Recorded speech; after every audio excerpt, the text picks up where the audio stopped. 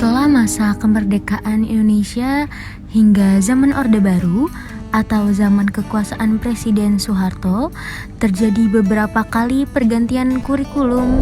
Di antaranya, Rencana Pelajaran 1947, Rencana Pelajaran Terurai 1952, Kurikulum Rencana Pendidikan 1964, Kurikulum 1968, dan Kurikulum 1973. Perubahan tersebut merupakan konsekuensi logis dari terjadinya perubahan sistem politik, sosial budaya, ekonomi, dan iptek dalam masyarakat berbangsa dan bernegara.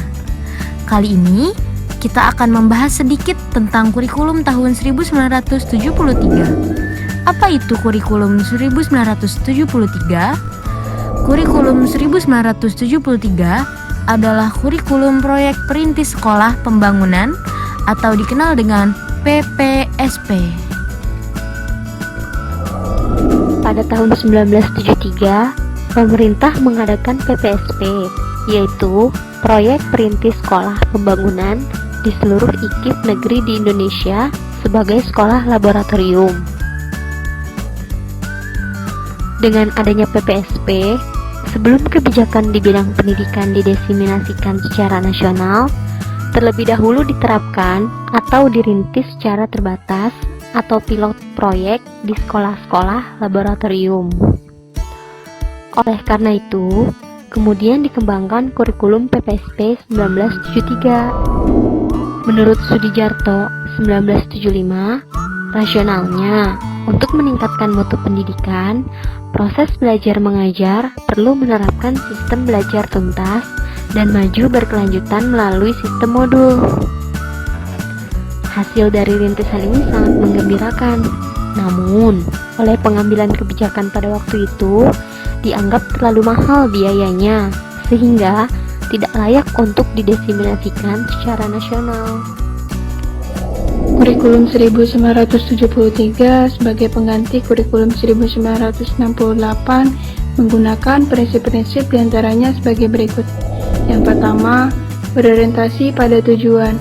Dalam hal ini, pemerintah merumuskan tujuan-tujuan yang harus dikuasai oleh siswa yang lebih dikenal dengan hierarki tujuan pendidikan, yang meliputi tujuan pendidikan nasional, tujuan institusional, tujuan kurikuler, tujuan instruksional umum, dan tujuan instruksional khusus.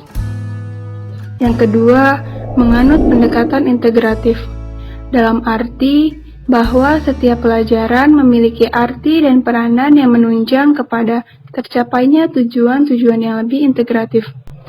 Yang ketiga, dipengaruhi psikologi tingkah laku. Dipengaruhi psikologi tingkah laku di sini yaitu dengan menekankan kepada stimulus respon atau rangsang jawab, dan drill atau latihan. Yang keempat, menganut pendekatan sistem instruksional. Sistem instruksional yang digunakan ini yaitu dengan prosedur pengembangan sistem instruksional atau yang dikenal PPSI. Sedangkan sistem penilaiannya yaitu dengan melaksanakan PPSI. Penilaiannya diberikan pada setiap akhir pelajaran. Kurikulum sebagai seperangkat rencana pendidikan perlu dikembangkan secara dinamis sesuai dengan tuntutan dan perubahan yang terjadi di masyarakat. Semua kurikulum nasional dirancang berdasarkan landasan yang sama, yaitu Pancasila dan Undang-Undang Dasar 1945. Perbedaannya pada penekanan pokok dari tujuan pendidikan serta pendekatan dalam merealisasikannya. Itulah sedikit penjelasan tentang kurikulum 1973. Kurang lebihnya mohon maaf. Sekian dan terima kasih.